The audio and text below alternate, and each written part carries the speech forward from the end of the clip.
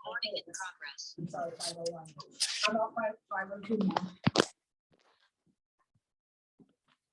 Madam Chairman, I am William Clearfield, VO, and I am the Executive Director of the American Osteopathic Society of Rheumatic Diseases.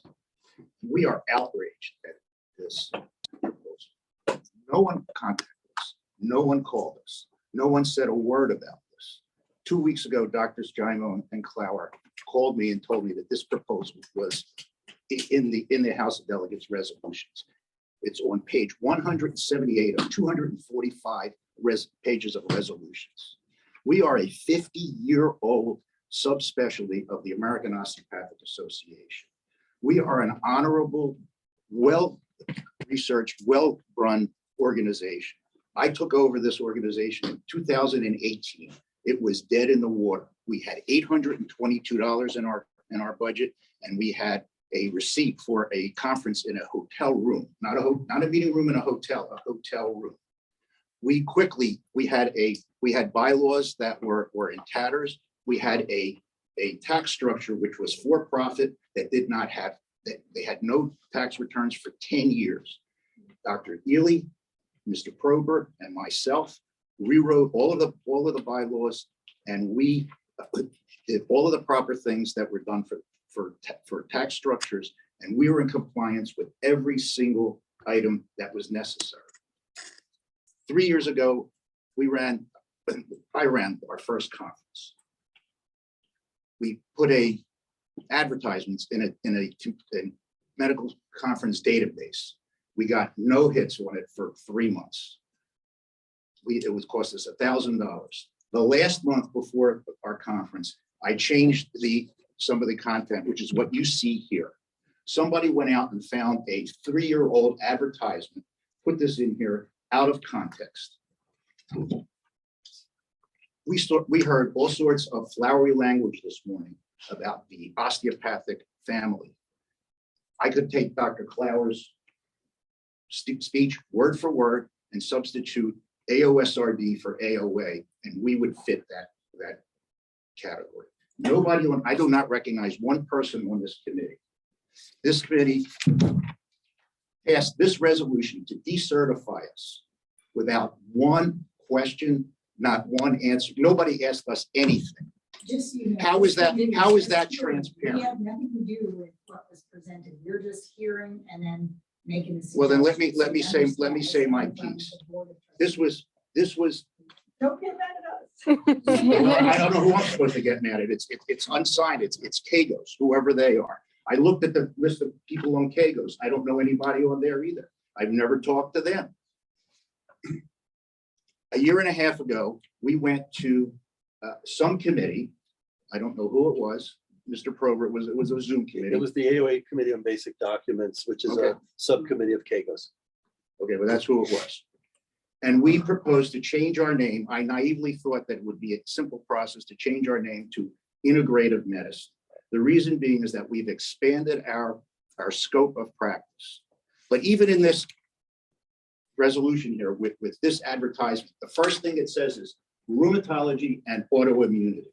We have not abandoned our principles. We have not abandoned anything. If anything, we've expanded it. Let me give you a few items that have been going on while this resolution was being passed. This had to be in by May 6th, 2022. It was printed on May 17th, 2022. On May 16th, 2022, our program was accepted in full for the Fall OMIT convention. In April 15th, 2022, the AOSRD was granted a 5-year reaccreditation for CME accreditation. We scored 99.5 out of 100. In March, we had our 50th, I was going to say wedding. We had our 50th anniversary, 50th wedding anniversary. And for the first time in our history, we were able to grant AMA and AOA CME credits. In February, we participated in a Zoom link to India with the traditional and global medical webinar. In January, we partnered with the Nevada Osteopathic Medical Association and presented a 4-hour workshop. We also produced and published a 10-hour CME video course, also AOA and AMA. In December, I personally spoke in front of 2,500 practitioners in Las Vegas, and on my bio, it stated, Executive Director of the American Osteopathic Association of Rheumatic Diseases. I'm sorry if I'm a little bit emotional here. I've dedicated the last 4 years of my life to this, night and day. We came back, like I said, we had $822 in our treasury. We have considerably more now. We are a vibrant, well-run, well-organized committee, and this is an outrage.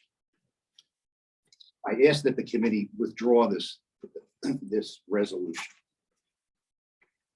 I think it's opposition to be able to withdraw. We either have to oppose or suggest, make a recommendation to either. Well, I make one of two recommendations that preferably we oppose it.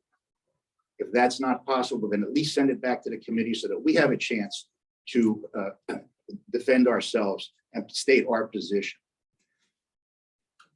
We heard from Dr. Clower and Dr. Jaimo this morning, many of the tenets of osteopathic medicine. I graduated from the College of Osteopathic Medicine in 1978.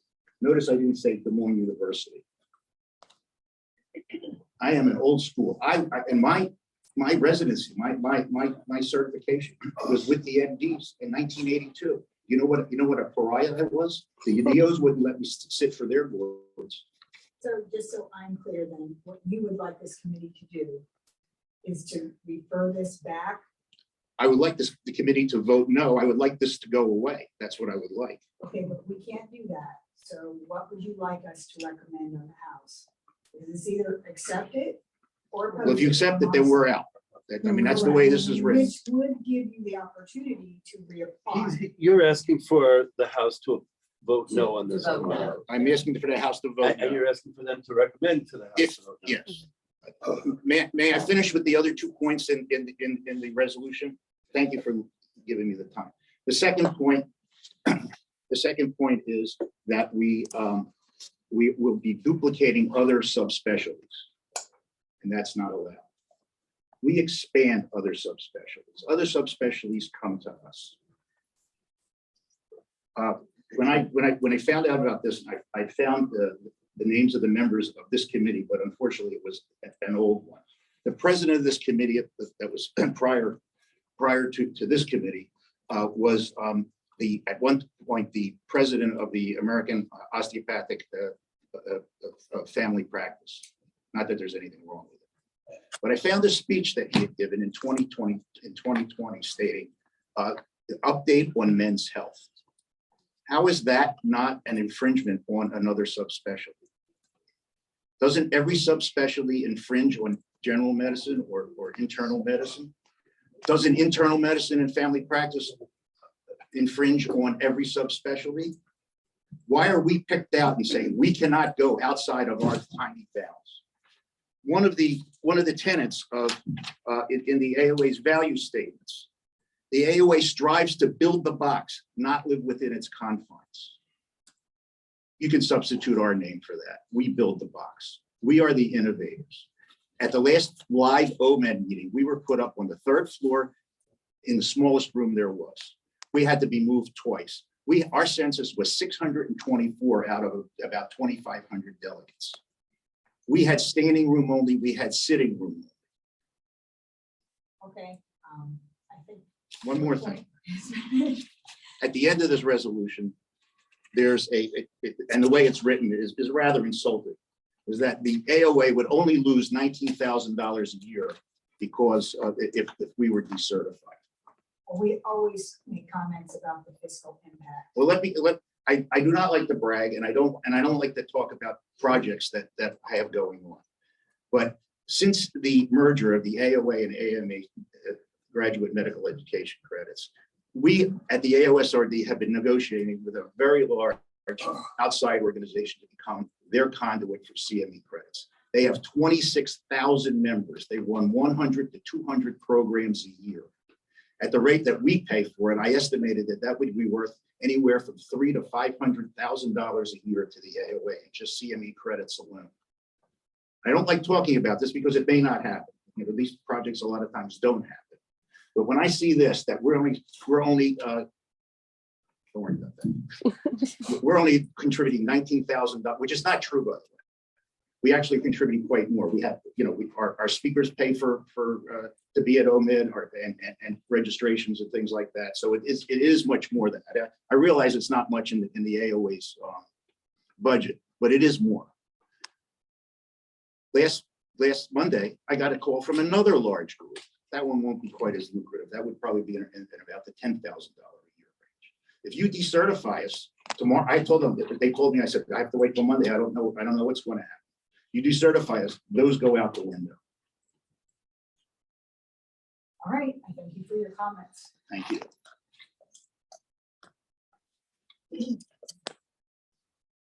Hearing Iowa from the board, and the current chair of KGOS is going to be mad at somebody at the meeting. It is, I will agree. I've been coming to the house for over 25 years, and I've never seen a resolution like this. So it is unprecedented. So I'd like to get the committee May 21, 2021, the AOSRD, through its executive director, Dr. Clearfield, notified the AOA that the society intended to change its name and make changes to the society. The Committee on AOA Governance and Organizational Structure bylaws changes submitted by divisional societies and affiliated organizations.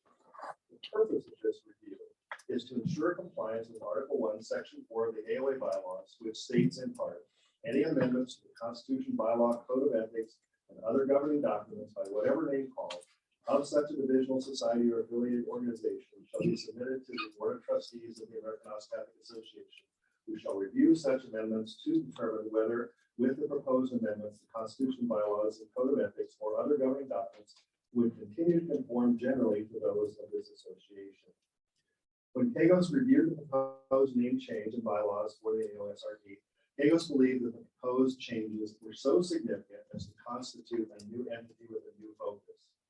KGOS noted that Article 1, Section 3 of the AOA bylaws states in part, the association shall not issue a charter to any organization which duplicates the function or prerogatives of a presently affiliated organization. KGOS had several meetings, either subcommittee meetings or regular meetings, with representatives from AOSRD who were present to ensure we understood their proposal. At its March 22nd, 2022 meeting, KGOS reached the following conclusions. One, that AOSRD had significantly changed its operations so that it no longer functions as the organization that was chartered by the AOA. The Board of Trustees should recommend the House delegates that AOSRD's charter be revoked and current AOSRD leadership be permitted to submit a new application for affiliation consistent with the organization's current activities. At its May 16, 2022 meeting, the AOA Board of Trustees voted to recommend to the AOA House of Delegates that AOSRD's charter as an AOA affiliated organization be revoked and that members of the AOSRD seek a new charter. House Resolution H502 as a result of this action. The sole motivation for this resolution was to ensure that the AOA acted as fidelity to the AOA bylaws and the processes that they take. May I? Can I ask a question for clarification? Yes. So if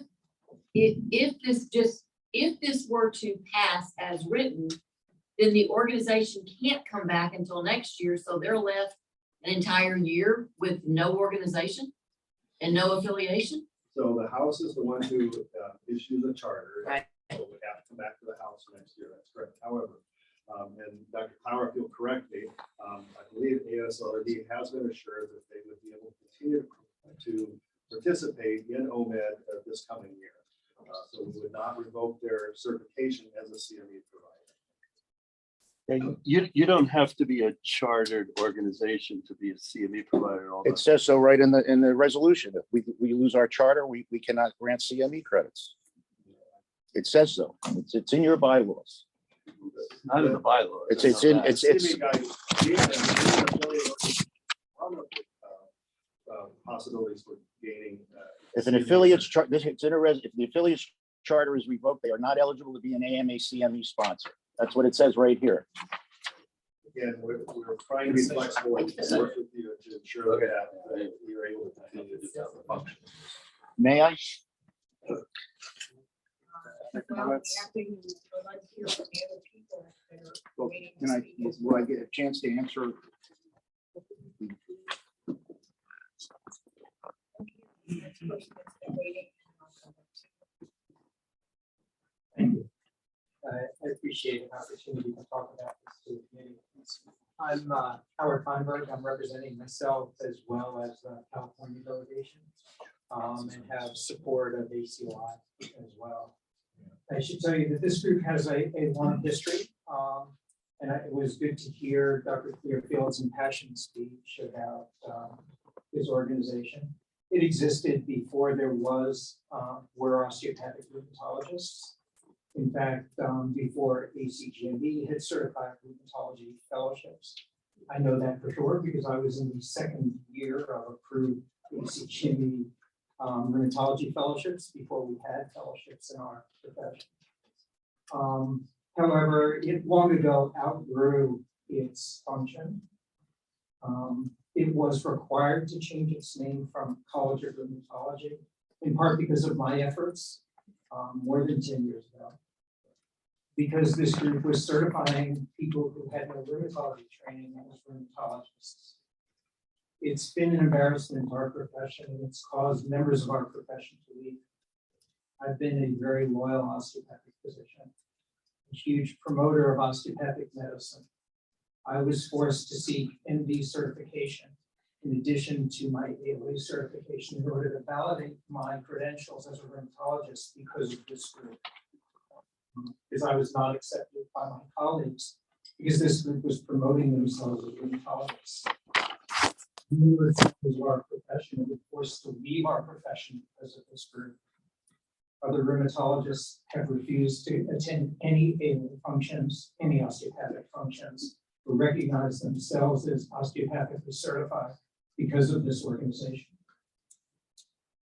I can tell you that I personally have refused to attend OMED because this group represents itself as the rheumatologist of our profession, provides CME and OMED.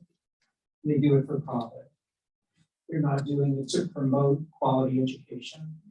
They're doing it to line their pocketbooks. And that's been done prior to Dr. Clearfield. I can't speak for him because I don't know him personally. But certainly his predecessor, that was his main motivation for running these programs. They recruit rheumatologists from our profession.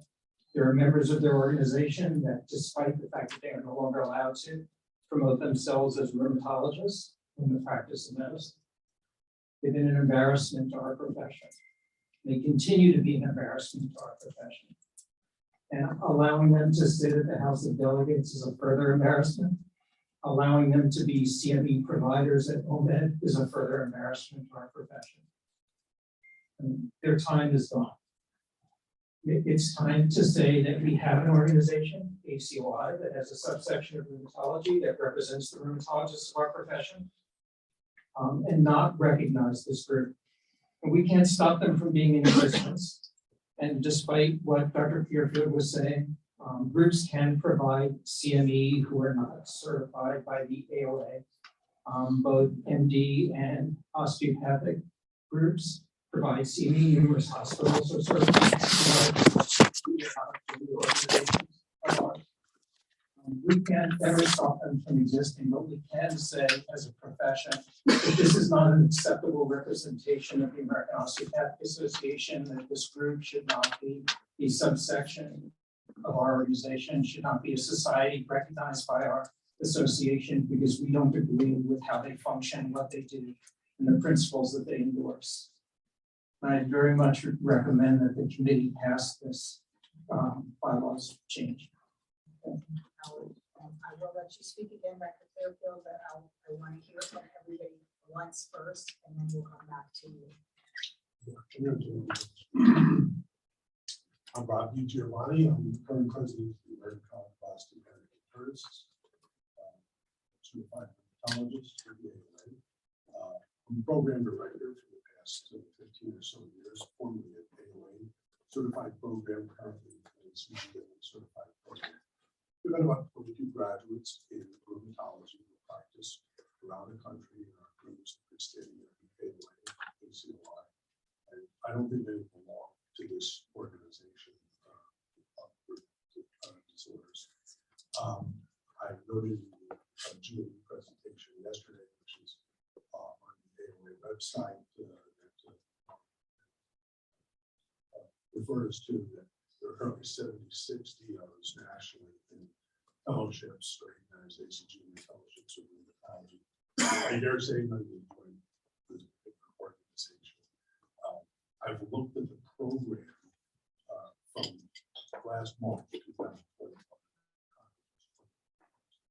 And although the topics may have merit, they certainly don't fall under the purveyance of what we normally would consider rheumatology, neurologic topics, topics on sex and intimacy, topics on autism and so forth. And again, although these may have medical merits, certainly don't represent what we're doing in 2022 for practice of rheumatology. Therefore, I think that if they're going to move more toward an integrative type of medicine, and I don't know what the credential is for that either, to be quite frank.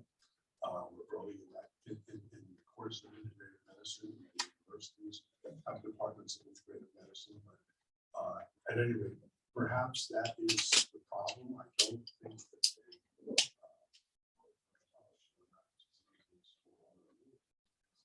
that really represents what's happening. I'd love to be able to attract such trade rheumatologists back to our professions. I am in support of the forum.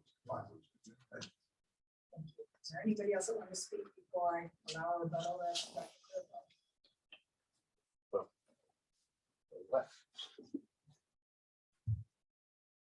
First of all, it says in the resolution that if we lose our certification, we cannot grant the CME credit. So I'm not making that's right. That's the first thing. The whole motivation of morphing into integrative medicine is because our group was originally the family practice division of rheumatic diseases. We had very few rheumatologists left, and that was the whole motivation behind the move to try to move to a different type of moniker. However, if you decertify us today, we are unable to operate. I'm all for this transition, but when we proposed this last summer, over a year ago, last summer, there was such opposition to it from people in the committee that I gave up. I said, okay, we'll just operate as we have been for the last 50 years. I heard nothing. Whoever was here, that they had all of these meetings. We heard not one word. The last correspondence I had with anybody was on July 21st, 2020. Until Dr.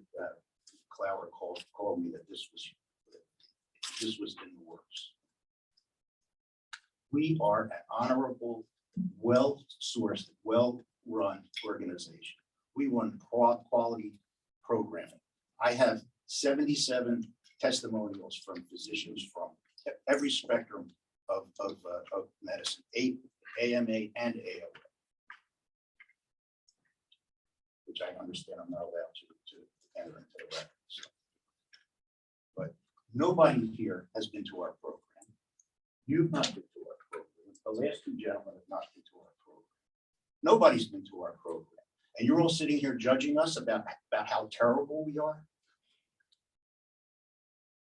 That is not fair. It is un-American. Whatever happened to due process? Why couldn't anybody from this committee call us and say, hey, there's a problem here. Let's see what at least what do you have to say about it? Nothing. It was silence. I left out. We've run since October 2022 a weekly webinar It's at aosrd.org/webinar. Anybody can look it up. It's a veritable textbook of rheumatic diseases, autoimmunity, and a variety of other topics. Dr. Feynman might not like it. In fact, we had gotten his email address with some others from the AOA, and when we sent him some that are flyers, that emails that we have these webinars, he sent me a threatening letter, saying that he was going to report me to the Attorney General of the state of California for fraud. He doesn't even know me. What went on before I took over, I have no idea what went on. If we are an embarrassment to the AOA, then the AOA, I really, quite frankly, I don't know what to say. We are the best of the AOA. We are the innovators. We are the people who are building the box. And if you throw us out without so much as a second thought, shame on you.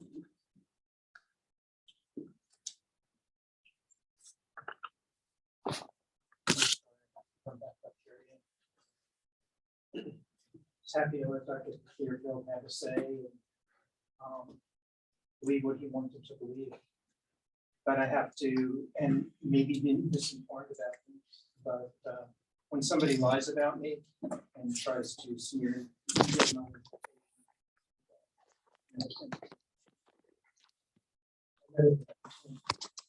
never communicated with them. I don't know where that came from. I can tell you the tactics of this group, because I did bring a resolution to eliminate this group over 10 years ago from the state of Kentucky, when I represented that state. And they charged me with anti-professional behavior and filed complaints against me with the AOA, which were eventually thrown out. We filed lawsuits against myself and all members of our state delegation for having done that. Those are the types of tactics that this group uses. I'm sorry that they're associated with our profession, and they've been an embarrassment to our profession for a long time. I'm sorry I had to get back up here to refute and try to smear my reputation.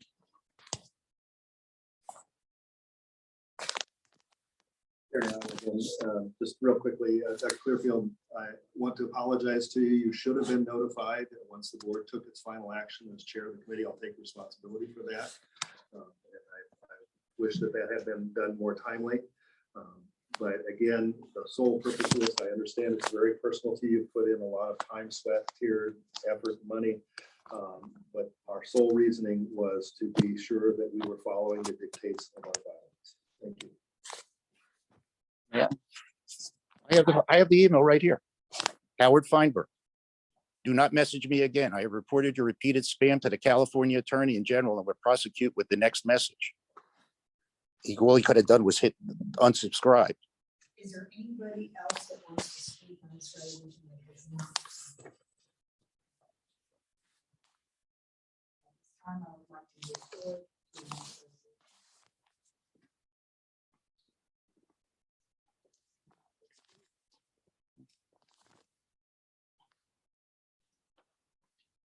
New position practice, anybody want to speak?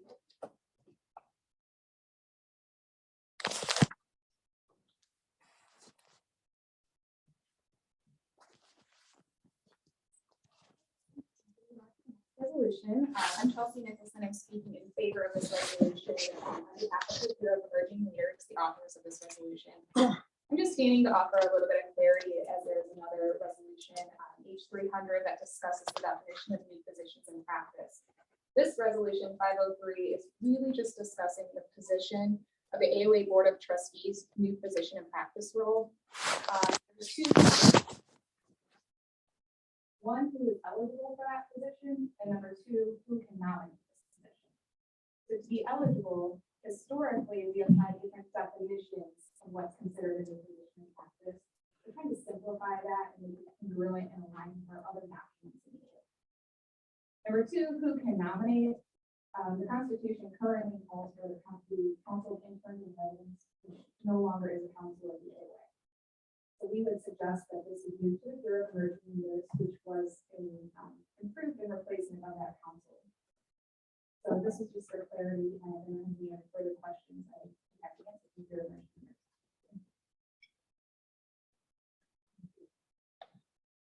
Any comments on 503?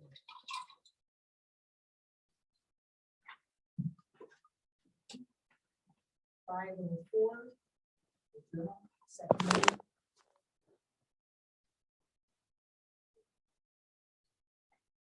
504.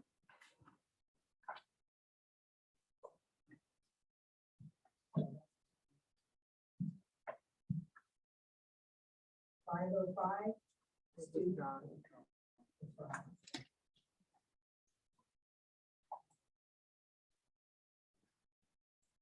Five oh six. First read. Government's table and comments. 507. First read. 508.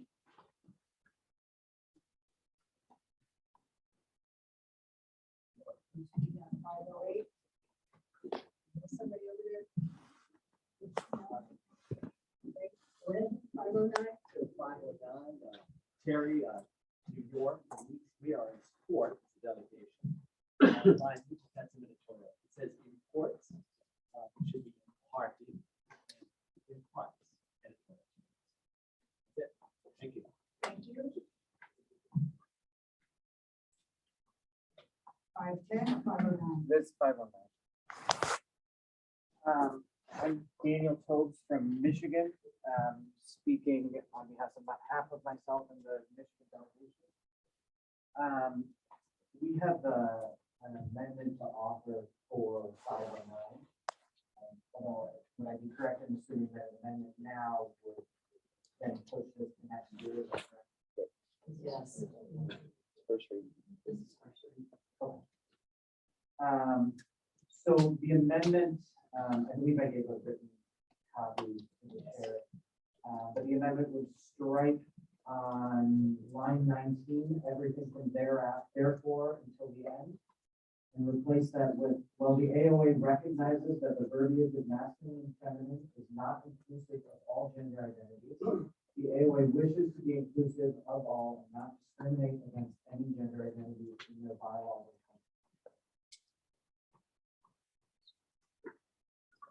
The reasoning for this is that I understand that this and 520 is the corollary resolution for the bylaws of the Constitution, and that this really just seeks to clarify the use of gendered words in the Constitution and bylaws.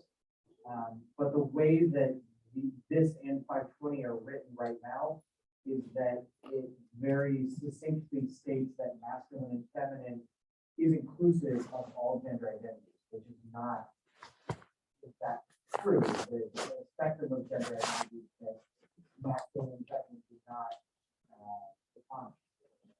And so I think that the best workaround that we could come up with is to impart this, just at least clarifying the I'm Elizabeth Pomeroy, the vice chair. This is the first read on it at this house. So would it be appropriate to amend this? Correct. You can't amend, it's a first read, so you would not be able to amend it at this time, Okay. because it has to be, If, oh, there you are. yeah. We talked about this earlier. If an amendment, Yes. whatever, was read to the House, you could actually read multiple versions this year. And then next year, since they've all been read 1 year in advance, one of them could be submitted and voted on at the House. In other words, next year, the House could vote on anything that they heard about this year in advance. But they can't vote on it this year. Well, they're not voting on it this year anyway. Right, this is the first- because it's a first read. Correct.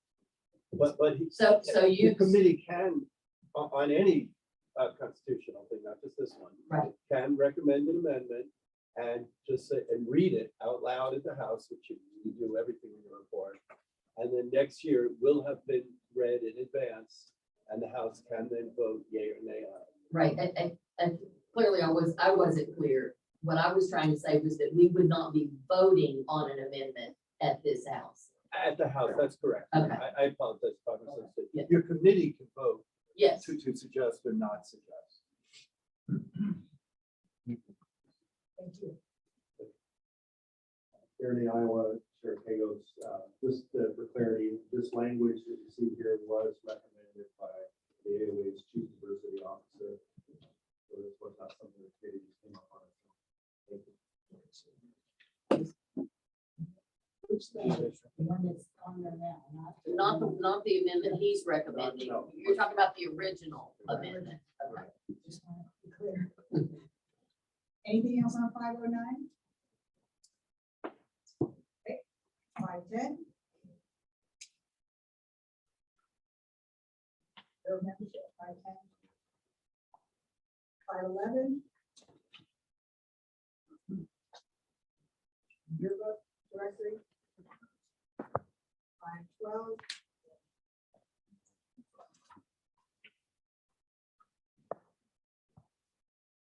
513.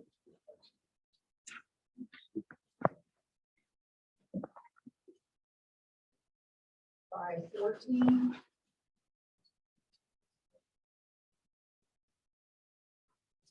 515.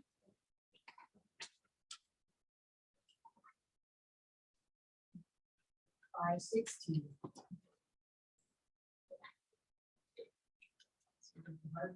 First, 517.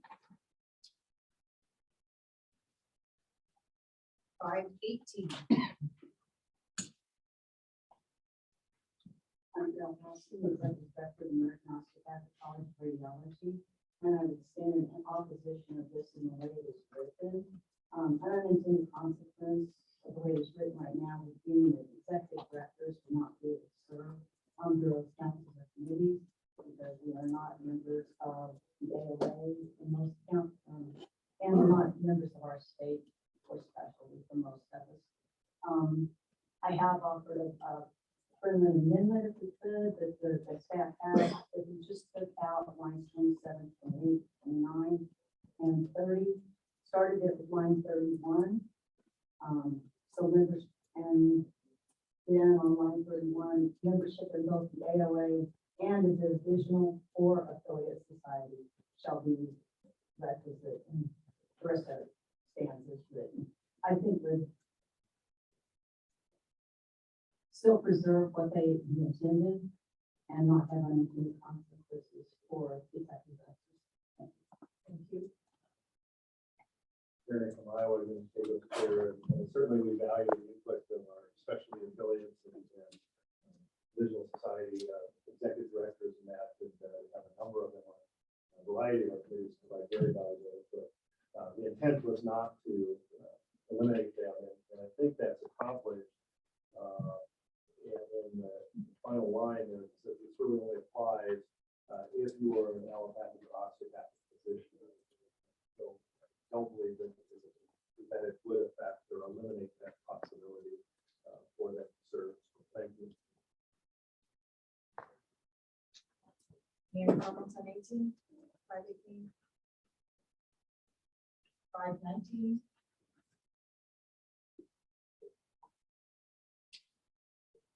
520?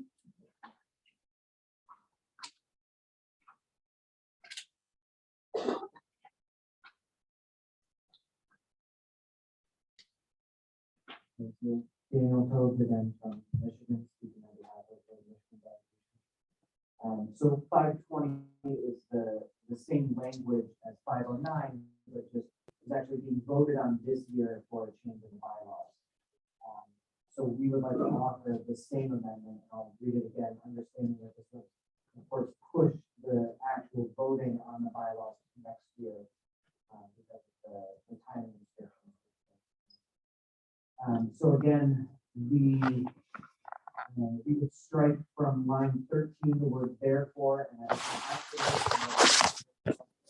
recognizes that diversity of masculine and feminine is not inclusive of all gender identities. The AOA wishes to be inclusive of all and not discriminate against any gender identities in their bylaws and constitution. I'm very-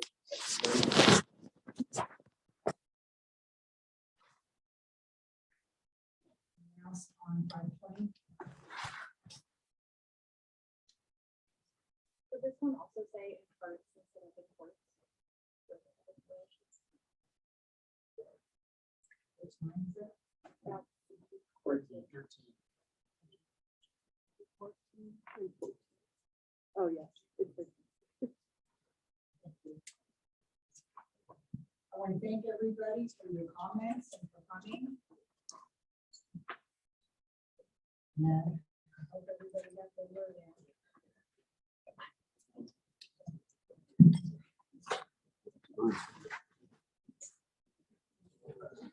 I thought you had to work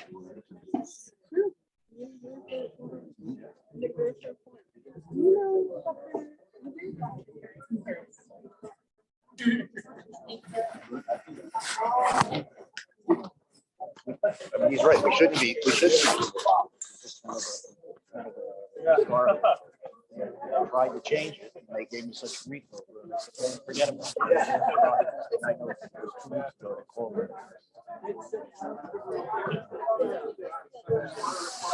No, This is, no, they're throwing us out.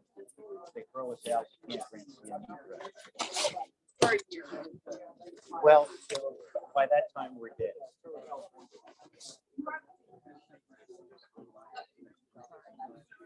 And no one said anything, no one called us, nothing. In fact, I wasn't even coming here until I found out about this. I wouldn't even be here. Huh? I'm glad you're here, but I'm sorry. Yes. Oh, I didn't tell you that this was what the issue was? You should be in the room. It'll be How- interesting. I couldn't make it to the class. I think I read through them. Oh, you see that they had a name change, they had what's a new student. And oh, by the way, you guys are out.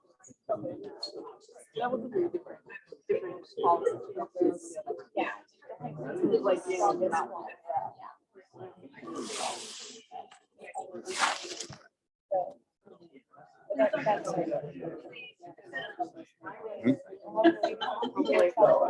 Well, gave it my best shot. Did I crack? I look nervous. You look nervous. No, I was trying to keep my cool. This guy, I don't even know.